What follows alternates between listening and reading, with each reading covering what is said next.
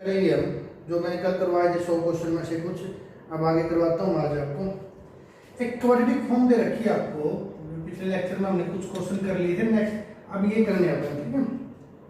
Quadratic form दे रखी है, rank n है और rank is equal to r, sorry rank r है और दे रखे इसके बारे में इंडेक्स आपका p है और n आपका n वेरिएबल में है, ठीक है। तो कुछ रखे नेगेटिव डेफिनेट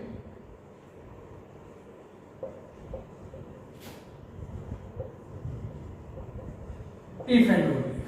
कब नेगेटिव डेफिनेट होगी ध्यान से समझना है। देखो क्या ऑप्शन है, फर्स्ट ऑप्शन है आपका r equal to n and p equal to n।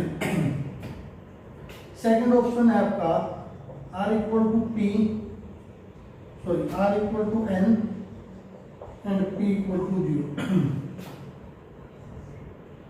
Third option है आपका इसमें r less than n, p equal to r, और फोर्थ ऑप्शन है आपका r less than n and p equal to.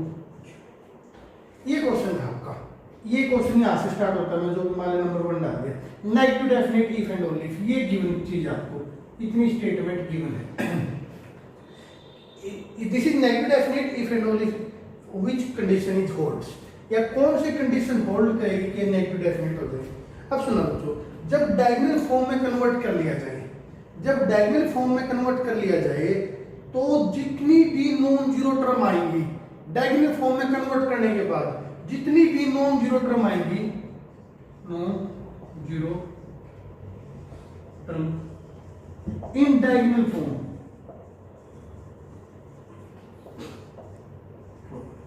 Is equal to rank, वो rank होती है आपकी, और जितनी भी पॉजिटिव टर्म आएंगी, नॉन जीरो में नेगेटिव भी हो सकती है ना, positive term in diagonal form is equal to p, वो p होती है, ठीक है। अब रैंक, रैंक उतना जितनी नॉन जीरो टर्म आएंगे। अब सुनना बच्चों, नॉन जीरो टर्म कितनी आएंगी, ये नेगेटिव डेफिनेट है।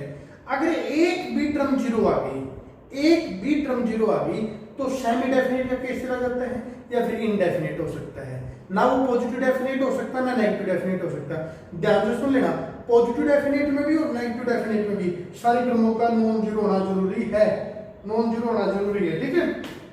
अगर एक भी टर्म जीरो होगी तो या तो सेमी डेफिनेट हो सकता है, कौन सा सेमी हो सकता है, सेमी पॉजिटिव भी हो सकता है, सेमी नेगेटिव भी हो सकता है, या फिर वो इनडेफिनेट हो सकता है, नेगेटिव डेफिनेट या पॉजिटिव डेफिनेट नहीं हो सकता। तो जीरो का तो केस मिट गया। अब जीरो नहीं हो सकता तो सारी टर्म नॉन जीरो होंगी। अगर सारी टर्म नॉन जीरो होंगी, जितने वेरिएबल हैं, जितनी भी वेरिएबल है उतनी ही टर्म क्या होनी चाहिए, नॉन जीरो। अगर सारी ही नॉन जीरो होगी, जितनी नॉन जीरो टर्म होंगी उतनी क्या होगी, रैंक, और वेरिएबल कितने n, तो रैंक किसके इक्वल होनी चाहिए, r, यानी कि r इक्वल टू n ये भी है, r इक्वल टू n ये भी है। ये दो ऑप्शन हो सकते हैं। फिर आगे दे रखा है कि positive term in diagonal form वो क्या था आपका p, p मतलब इंडेक्स, पॉजिटिव टर्म। अब सुनना बच्चों, अगर पॉजिटिव टर्म हो गई, अब अपनी कौन सी होनी चाहिए, नेगेटिव डेफिनेट। नेगेटिव डेफिनेट में तो एक भी पॉजिटिव टर्म नहीं हो सकती, नेगेटिव डेफिनेट में तो डायगोनल फॉर्म में सारी टर्म क्या होनी चाहिए, नेगेटिव। इस वजह से आंसर आपका ये आएगा, क्योंकि सारी टर्म नॉन जीरो होनी चाहिए, इसलिए रैंक इक्वल टू r हो गया, और एक भी टर्म पॉजिटिव होनी चाहिए, इसलिए p इक्वल टू क्या हो गया आपका 0। ये आपका था। इसके बाद सेम क्वाड्रेटिक, ये आपको ना जो मैं आपको क्वेश्चन करवा रहा हूँ, बार बार बोल रहा हूँ, जब भी आप एमएससी एंट्रेंस के एग्जाम दोगे, आप किसी भी यूनिवर्सिटी का एग्जाम देना, एज इट इज मिल जाएंगे, मतलब स्टेटमेंट में थोड़ा बहुत चेंज होके बिल्कुल इसी टॉपिक के क्वेश्चन एज इट इज आपको मिल जाएंगे लगभग हर यूनिवर्सिटी के एग्जाम में, ठीक है। इसके बाद एक क्वेश्चन है y1 y2 का स्क्वायर प्लस y3 का स्क्वायर। ये क्वाड्रेटिक फॉर्म दे रखी है, इसमें इंडेक्स एंड सिग्नेचर पूछ रखा कितना होगा। आपने कहना what is the index, index क्या होगा और सिग्नेचर क्या होगा, ठीक है। ये दो चीजें आपने इसमें निकाल दी, इंडेक्स और सिग्नेचर। सबसे पहले क्वाड्रेटिक फॉर्म को आपने डायगोनल फॉर्म में बनाना है। डायगोनल फॉर्म में देखो बच्चों, ये मैट्रिक्स आपने उम्मीद करता हूं मैं आपने बनानी आती होगी। अगर ये नहीं बनानी आती फिर मैं आपको सिखा देता हूं। आप अगर इसको भूलने के डर से आप ऐसे लिख लो रफ में, ये कोई ऐसे नहीं लिखना नहीं है, वैसे रफ में लिख लो, क्योंकि हमने सवाल करने से मतलब ऑब्जेक्टिव पेपर में देखो यहाँ ऊपर से क्या है y1, इस साइड से भी क्या है y1 मिलके क्या होगा y स्क्वायर का जो भी कोफिशिएंट यहाँ या क्या है, इस साइड से क्या आएगा y1, ऊपर से क्या है y2, y1 y2 वो टर्म तो इसमें है ही नहीं। अगर वो होती तो यहाँ पर भी y1 y2 बनेगा, आप यहाँ लिख देते, आप यहाँ लिख देते, तो दो टर्म है नहीं तो जीरो यहाँ भी और यहाँ भी जीरो। यहाँ कौन सी टर्म बनेगी y1 y3 और यहाँ पर भी y3 y1 बनेगा, लेकिन वो टर्म भी नहीं है y1 y3 वाली, ऐसी कोई टर्म नहीं है ना, ऐसी y1 y3 ऐसी टर्म होती तो लिखते हम, तो यहाँ भी जीरो। यहाँ इस साइड से क्या है y2, ऊपर से क्या है y2, दोनों मिलके क्या y2 का स्क्वायर, y2 के स्क्वायर के कोएफिशिएंट का -1 और ये क्या है, ये टर्म है नहीं, मैं समझा चुका हूं पहले, और ये y3 का स्क्वायर का कोएफिशिएंट ये आपका 1। अब आपने देखना है ये फॉर्म। अब इस फॉर्म में जितनी भी नॉन जीरो टर्म होगी वो तो रैंक होगा। रैंक क्या होगा, number of non zero term. वैसे देखो बच्चों, this is in diagonal form, ये डायगोनल फॉर्म में है। अगर ये डायगोनल फॉर्म में नहीं होती तो पहले इसको डायगोनल फॉर्म में आप कन्वर्ट करो, ठीक है। अब ये डायगोनल फॉर्म में सीधा लिख दो, नॉन जीरो टर्म कितनी 3। इंडेक्स रैंक तो हमसे पूछा ही नहीं गया, लेकिन निकालना आपको क्या आना चाहिए, ठीक है। इंडेक्स रैंक के बाद किसकी बारी आती है, इंडेक्स की। इंडेक्स क्या होता है, इस डायगोनल फॉर्म में how many positive term, positive term कितनी है। अब ध्यान से देखो कितनी पॉजिटिव टर्म है, 1 2 2 पॉजिटिव टर्म। फिर सिग्नेचर निकालने के लिए आपको एक फार्मूला मैं लिखवाता हूं, 2p - r। 2p - r, p मतलब इंडेक्स, r मतलब रैंक और 2 तो आपको पता ही है। देखो यहाँ 2p, p कितना है 2, तो यहाँ रख दो 4, r कितना, रैंक कितना 3, माइनस कर दो, तो सिग्नेचर कितना आ गया 1 और ये आपका जो इंडेक्स था वो कितना आ गया 2। तो ये ऑप्शन है अपना करेक्ट आंसर कि इंडेक्स 2 आएगा और सिग्नेचर कितना आएगा 1। ये क्वेश्चन कर लोगे, ऐसे क्वाड्रेटिक फॉर्म के क्वेश्चन आपको लगभग हर एंट्रेंस पेपर में मिल जाएंगे, ठीक है। इसके बाद एंट्रेंस का एक और क्वेश्चन था आपके सामने, वो तो बहुत इजी था। ये इसकी मैं आपको बस समझा देता हूं, अगर आप खुद लेना बहुत इजी है। तो देखो ax³ bx² cx और d = 0। कहते हैं इसके root in AP, roots are in AP, root AP में है तो कंडीशन निकालो। तो रूट AP में तो कैसे मान लिया हमने, a - d मान लिया कैपिटल। बुक में आप नॉर्मली देखते हो BSc वगैरह में हम क्या स्मॉल a और स्मॉल d मानते हैं, लेकिन यहाँ पर क्योंकि AB as a coefficient use हुए हैं तो कंफ्यूजन ना हो जाए, कोई बात नहीं, a + d। तो कॉमन डिफरेंस लेना है, नाम तो कुछ भी मान लो, RST कुछ भी मान लो, और दूसरा मान लिया a और थर्ड मान लिया a + d। तो सम ऑफ रूट कर दो, तीनों को ऐड कर दो, तीनों ऐड करो, d से -d कैंसिल हो जाएगा 3, और सम ऑफ रूट यहाँ आ जाएगा क्या होता है -b/a। तो a की वैल्यू आ गई -b/3। ये रूट है तो इस कंडीशन को सेटिस्फाई करेगा। या x की जगह पुट कर दो, जो कॉमन वगैरह था उसको कैंसिल कर दो, आपका आंसर आ जाएगा। तो बहुत इजी क्वेश्चन था, पूरा सॉल्व करवाने की बजाय मैंने बता दिया तरीका, अगर आप कर लोगे, ठीक है। उसके बाद जो क्वेश्चन आता है आपका, एक बेसिक क्वेश्चन है मैथ का, आइलर फंक्शन के बारे में। कहते हैं कि आइलर फंक्शन निकालना आपने n का, और कहता है इज odd for r, मतलब फॉर किस किस के लिए। एक ऑप्शन है n = 1 2, दूसरा ऑप्शन है आपका n = 2 3, तीसरा ऑप्शन है आपका n = 1 3, और फोर्थ ऑप्शन है आपका n = 3 4। ये ऑप्शन है। कहते हैं इनमें से किस वैल्यू के लिए ये ओड होगा। ध्यान से समझो, जब आइलर फाई फंक्शन निकाला जाता है तो 1 का जो आइलर फाई फंक्शन होता है डिफाइन भी 1 होता है, वही, क्योंकि वो नंबर होते हैं ना, ध्यान सुनना, कई बार क्वेश्चन पूछ लेते हैं इसके बारे में बेसिक, कि जैसे 1 का वाइजर फंक्शन डिफाइन ही 1 है, वैसे तो वो फंक्शन होते हैं ना जो l<= 1 हो और GCD 1 आना चाहिए, यानी कि आइजर फंक्शन कहते हैं n से छोटे नेचुरल नंबर जो n के साथ GCD 1 दो, उनकी जो काउंटिंग होती है वो आइजर फंक्शन होता है। जैसे 10 आइजर फंक्शन निकालना है तो वो नंबर कौन से हैं जो 10 से छोटे नेचुरल नंबर हैं और GCD 1 है, 1 3 7 9, ये है। इन सब की 10 के साथ GCD 1 और 10 से छोटे भी हैं। अब ये अपना आइजर फंक्शन में ये काउंटिंग करनी है, 1 2 3 4, कितना 4, तो आइजर फंक्शन ऑफ 10 कितना आएगा, 4 आएगा, ठीक है। तो ये जो 1 का होता है 1 और 2 का भी होता है। इसके बाद आप कहीं तक भी इन्फिनिटी तक जहां तक आपका मन करे आइजर फंक्शन निकाल लेना, हमेशा इवन आएगा। केवल ये दो नंबर ऐसे हैं जिनका आइजर फंक्शन क्या होता है, वो होता है।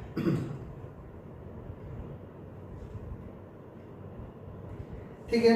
उसके बाद जो क्वेश्चन है आपका, एक W the subspace of the vector space and dimension equal to, ये तो नेक्स्ट एक फार्मूला पूछा गया आपका कि इसकी डायमेंशन किससे इक्वल होगी।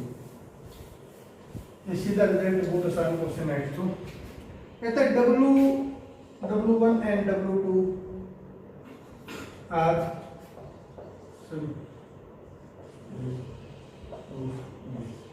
ठीक है। जब आपसे पूछा गया है dimension of W1 plus W2 किसके इक्वल होगी, तो आप जानते हैं फेमस फार्मूला है W1 plus dimension of W2 minus में डायमेंशन ऑफ W1 इंटरसेक्शन, बहुत फेमस फार्मूला, थ्योरम, सीधा रिजल्ट है। नेक्स्ट भी आपका मतलब थ्योरम है फेमस और सीधा रिजल्ट है, वो भी पूछा गया है। A linear transformation LT T is 1 1 then dimension of kernel T,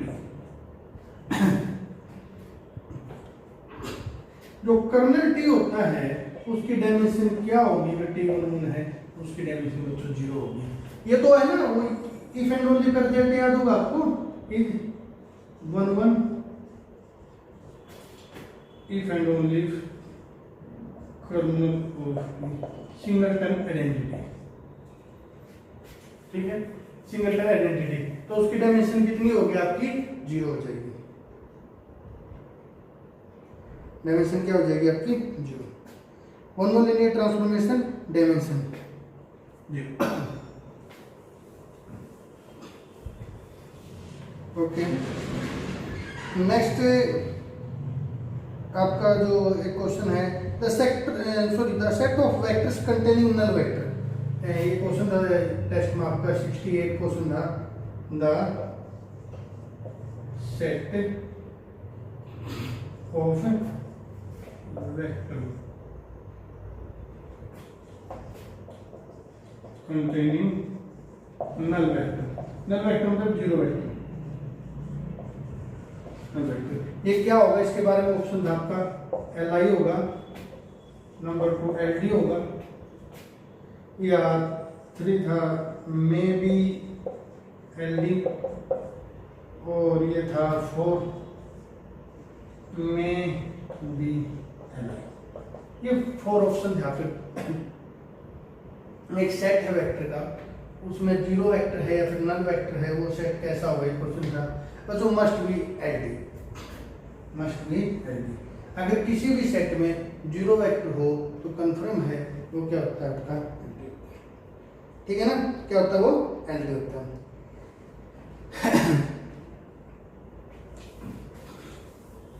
next आपका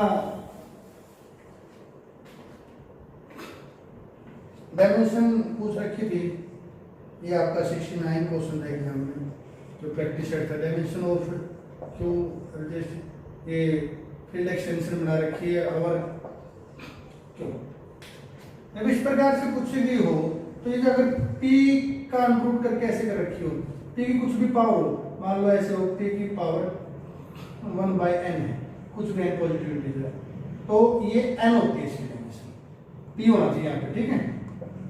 जब 2 क्या है, 2 की पावर 1/2 लिख लो, 2P है, तो इसकी डायमेंशन कितनी हो जाएगी 2 हो जाएगी। ये फार्मूला याद कर लेना तो जल्दी, अगर ये पी हो ना तो ऐसे होगी। ठीक है, इसके बाद जो क्वेश्चन था आपका, नेक्स्ट क्वेश्चन था vector space of all 3 skew symmetric matrix और are the dimension of 3 cross 3 की स्क्यू सिमेट्रिक मैट्रिक्स है।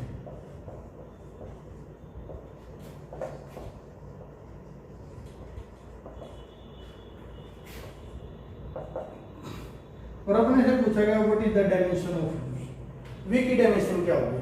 बच्चों डायमेंशन का फार्मूला याद रख लेना स्क्यू सिमेट्रिक मैट्रिक्स में n into n minus 1 by 2। ध्यान सुनना, याद रख लेना फार्मूला स्क्यू सिमेट्रिक में ओनली डायमेंशन का formula n into n minus 1 by में 2, तो n कितना है 3 minus 1 2 by 2 3, तो इसका आंसर 3 आएगा। इसके बाद जो क्वेश्चन था अपना वो देखना क्या था। नेक्स्ट आपको क्वेश्चन जो अपने टॉपिक में आया हुआ है हाँ 83 क्वेश्चन था। इसके बाद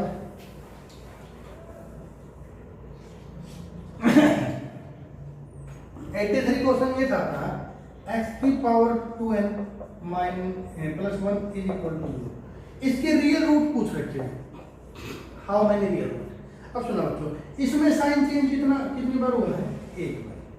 तो डिस्कार्ड रूल ऑफ साइन कहता है कि इसका एक पॉजिटिव रियल रूट मैक्सिमम हो सकता है, मैक्सिमम ये कहते हैं एक होगा, मैक्सिमम हो सकता है। x की जगह माइनस एक्स पुट कर दोगे तो ओड पावर होने की वजह से माइनस का बन जाएगा, इसमें एक बार भी नहीं हो गया। तो नेगेटिव रियल रूट कितने होंगे 0, एक तो positive real root 0 negative root, तो मैक्सिमम रियल रूट कितने हो सकते हैं 1 मैक्सिमम। अब ये कहते हैं एक होगा, मैक्सिमम हो सकते हैं। अब सुनना, क्योंकि ये ऑड डिग्री की पॉलिनोमियल है तो मस्ट बी मिनिमम 1 रियल, यानी कि एटलीस्ट 1 रियल रूट, कि कम से कम एक रियल रूट तो जरूर होगा क्योंकि ऑड डिग्री की पॉलिनोमियल है। और डिस्कार्ड रूल ऑफ साइन कहता है मैक्सिमम 1 होगा, तो क्या कह सकते हैं हम ओनली 1 रियल रूट, केवल इसका एक रियल रूट हो सकता है।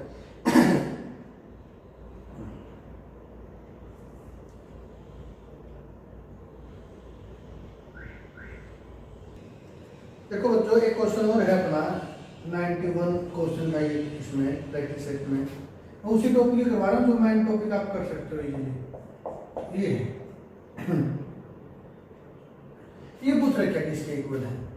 तो जो फोरियर सीरीज वगैरह से आराम से निकाल सकते हो आप, लेकिन शॉर्ट ट्रिक में निकालना ये आपको याद होता है 1/n स्क्वायर, ये होता है पाई स्क्वायर बाय 6।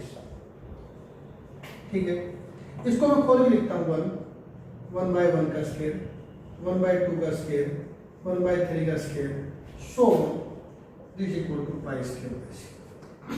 अच्छा, जब समेशन कुछ नहीं दे रखे तो 1 से इन्फिनिटी, जब सीरीज में समेशन कुछ ना दे रखा हो कि कहां से स्टार्ट करना है तो 1 से इन्फिनिटी। ठीक है, it is equal to pi square by 6। हमें वैल्यू निकालनी, इसको खोल के लिख देता हूं आपके सामने, इसको भी देखना 1/1 का स्क्वायर 1 पुट करो ना आपने, 1/3 का स्क्वायर 1/5 का स्क्वायर, यानी केवल ऑड का स्क्वायर है। ये मैंने आपको रिजल्ट याद रखना आपको। इनको मैं ना ऑड अलग से लिख लेता हूं, ऑड होंगे इसमें बहुत सारे इन्फिनिटी तक आएंगे, और इवन अलग से लिख लेता हूं। ये क्या होगा 4 का स्क्वायर और 1/6 का स्क्वायर। बस कुछ नहीं किया बच्चों, ये ऐसे भी अरेंजमेंट तो कर सकते हैं, ऑड अलग लिख लिए इवन अलग लिख लिए। ये तो मैंने ना निकालना है, ये फाइंड आउट करना है, ये चीजें देख रहे हैं। इनमें से ध्यान से देखना, मैं इस ब्रैकेट पे इसी ब्रैकेट को सोल्व करवाता हूँ। 1/4 कॉमन ले लो, 1/4 कॉमन ले लो 1, ये 1/2 का स्क्वायर और ये 1/3 का स्क्वायर, आप कॉमन लेके देख लेना, ये बताइए। ठीक है, अब ये तो यही बन गया जो ये था, और इसकी वैल्यू क्या पाई स्क्वायर बाय 6। मैं इसकी वैल्यू पुट कर देता हूँ पाई स्क्वायर बाय 6, तो कितना आ गया पाई स्क्वायर बाय 24। इसको इसकी वैल्यू तो अपन निकालनी है इस ब्रैकेट की, तो इसको उस साइड ले लो, माइनस की होगी पाई स्क्वायर बाय 24, माइनस कर दो 3 पाई स्क्वायर बाय 24, कैंसिल हो गया पाई स्क्वायर बाय 8। ये आपका आंसर आ गया। इसके बाद देखना क्या आएगा, क्वेश्चन भी आपका डायरेक्ट रिजल्ट है बहुत अच्छा, एक इजी था क्वेश्चन जो पेपर में आया हुआ है। एक result what is the paid, इसका पेड पीरियोडिक फंक्शन है और इसका पेड आपसे पूछा गया है, जिसका पीरियोडिक फंक्शन आप पेड क्या होगा, फंक्शन फंक्शन विद पेड, कितना पेड है ये पूछा गया है, तो इसका पेड होता है तो 2 पाई आयोटा। याद रख लेना डायरेक्ट जेड है एक ही जेड पीरियोडिक फंक्शन होता है, एक ही z where z must be complex, real में पीरियोडिक नहीं होता, ये एक ही जेड में पीरियोडिक होता है और इसकी वैल्यू क्या होती है 2 पाई आयोटा, इसकी पेड की वैल्यू। नेक्स्ट क्वेश्चन है वो बहुत आसान था, इसके बारे में पूछा गया, कुछ ऑप्शन दिए गए हैं, ओनली 0 पे कॉन्टिन्यूस है, सॉरी 0 पे कॉन्टिन्यूस है, 0 पे डिफरेंशिएबल है, तो इसका आंसर आएगा आपका नो वे है डिफरेंशिएबल। क्या आंसर आएगा, नो वे है डिफरेंशिएबल, जेड कंजुगेट कहीं पर भी डिफरेंशिएबल नहीं होगा। इसके बाद एक क्वेश्चन है आपका फिक्स पॉइंट के बारे में, फिक्स पॉइंट पूछा गया है, वो भी बहुत इजी क्वेश्चन था। जैसे फिक्स पॉइंट के बारे में पूछा गया आपसे, w 3z - 4 divide by z -1, जब भी फिक्स पॉइंट निकालने हो आपने किसी ट्रांसफॉर्मेशन के, तो को है ना ऐसा करो, इसको नहीं इक्वल टू z मान लो और क्रॉस मल्टीप्लाई करके सोल्व कर दो, 3z - 4 z² - z² - 4z plus का 4 सोल्व करके निकाल सकते हो, इक्वल टू फिक्स पॉइंट 2 आ गया, या दो ऑप्शन में तो 2 2 हो जाएगा, ठीक है। ये पूछा गया है कि 1/z और ऑप्शन दिए गए हैं कि लाइन, कोई लाइन में ले जाएगा, मतलब लाइन का आंसर लाइन आएगा, सर्कल का आंसर सर्कल आएगा, या लाइन का सर्कल आएगा, एलसी लिख लेता हूं शॉर्टकट में, एलसी आएगा, ठीक है। और एक ऑप्शन है नन, तो इसका आंसर तो चुनना ना, क्यों आएगा नहीं, क्योंकि डिपेंड करता है कि वो सर्कल ओरिजिन से पास होता है नहीं होता है। अगर सर्कल ओरिजिन से पास होता है तो सर्कल लाइन में चला जाएगा, ओरिजिन से पास नहीं होता तो सर्कल सर्कल में चला जाएगा, क्योंकि इसकी जो सिंगुलरिटी वो 0 पे है ना। मैंने तरीका बता रखा, आपको शॉर्ट ट्रिक करवा रखी है ना, इसको कैसे सोल्व करते हैं, तो उसके अकॉर्डिंग अगर आप देखोगे इसका आंसर क्या है, नन होता है। प्रैक्टिस सेट में जो आंसर है मिस्टेक है इसका, ठीक है। गामा 1/2 की वैल्यू, डायरेक्ट क्वेश्चन आपका, ये तो बहुत इजी है कि डायरेक्ट रिजल्ट है।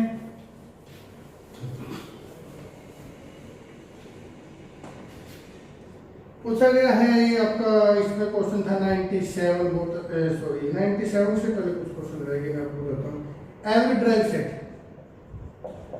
एवरी ड्राइव सेट के बारे में, ड्राइव सेट के बारे में पूछा गया, derived set, every derived set is क्या होता है बच्चों, ऑप्शन में है open set, close set, empty set, none, always close set. किसी भी सेट का ड्राइव सेट हो वो क्या होता है, क्लोज होता है। ये क्वेश्चन नंबर था आपका 95, तो पहले करो 96, ठीक है। अब एक और क्वेश्चन था बच्चों, वो भी बहुत इजी क्वेश्चन था, ये क्वेश्चन था 99 और ये क्वेश्चन इस प्रकार से था, limit 1/n is equal to, और इसकी लिमिट पूछेगी क्या, k की वैल्यू क्या आएगी, आप जानते हो बच्चों k की वैल्यू क्या आएगी, 1। क्यों 1 आएगी, क्योंकि मैंने आपको क्लास में याद करवा रखी है, 2-4 लिमिट डायरेक्ट है, इसकी आपको डायरेक्ट वैल्यू सोल्व भी कर सकते हो आप इसको, ये नहीं कि रट्टा मारना कोई सोल्व करने का तरीका नहीं है, लेकिन एग्जाम के अंदर सोल्व करना मायने नहीं रखता। कभी भी आप कॉम्पिटिटिव एग्जाम दे रहे हो तो सोल्व करना मायने नहीं रखता, विद इन टाइम सोल्व करना मायने रखता है, कि औरों ने जितना टाइम लगाया उसे आप उससे फास्ट सोल्व करो, उनसे जल्दी सोल्व करो, उनसे कम से टाइम में सोल्व करो, तभी सोल्व माना जाएगा। प्रॉपर सोल्व करना, प्रॉपर सोल्व कर लो, टेकिंग लॉगरिथम दोनों साइड लॉग ले लो, limit n goes to infinity, log लेंगे 1/n आगे, log of n, infinity put करोगे आपका infinity by infinity indeterminate form बनेगी, पहले उसको पुट करोगे नीचे वाला डेरिवेटिव 1, ऊपर वाला 1/n, अब इंफिनिटी पुट करोगे डेरिवेटिव नहीं आएगी 0, दोनों साइड e ले दो, इस साइड y हो गया, उस साइड e की पावर 0 इक्वल 1 बना गया, तो बट आपने सोल्व नहीं करना। इसी के साथ जो मेन टॉपिक हैं वो आपके सॉल्व हो चुके हैं इस टेस्ट के, प्रैक्टिस सेट के। तो जो मैं आपको क्वेश्चन करवा रहा हूँ बिल्कुल वैसे ही आपको एंट्रेंस टेस्ट में मिलेंगे, तो आपको डरने की जरूरत नहीं है, बस ये क्वेश्चन आप सॉल्व करते रहो, एंट्रेंस टेस्ट में आपका 100% क्लियर होगा। But any with in time solve करना सीखो आप। और फिर भी अगर आपको कुछ समझ में नहीं आ रहा या कुछ दिक्कत है समझने में, तो आप मुझे कमेंट करके या फिर कॉल करके या जैसे व्हाट्सएप पे मेरे पास भेज सकते हैं, मैं उसको सोल्व करवा दूँ, ठीक है। और भाई देखो, अगर आप चाहते हो कि मैं मैक्सिमम वीडियो दूँ तो प्लीज़ हमारे जो चैनल है मैथ जोन अकेडमी के नाम से, उसको सब्सक्राइब करें, ठीक है। और मुझे अपना ये बताओ कि आपको कितना समझ में आ रहा है। अगर पर्टिकुलर किसी टॉपिक की आपको थ्योरी समझनी है तो थ्योरी भी आपको करवा देंगे, मुझे बताओ कि उसकी थ्योरी करनी है। और मैक्सिमम सिलेबस हम कोशिश करते करवा देंगे, कुछ तो आपका क्लासरूम में हो चुका था। और जो बच्चे क्लासरूम में ना आए थे, जिनको उस टाइम, जैसे हमारा वैसे तो एंट्रेंस बैच था जो हमारा 2-2.5 महीने चला था, उसके बाद ये लॉकडाउन हो गया, फिर भी अगर कोई बच्चे क्लासरूम में नहीं आए थे, अगर अब भी वो एंट्रेंस की कोचिंग लेना चाहते हैं और तैयारी करना चाहते हैं, तो प्लीज़ कॉन्टेक्ट टू मी, मेरे को बताएं, उनकी प्रॉब्लम जरूर सोल्व की जाएगी, ठीक है।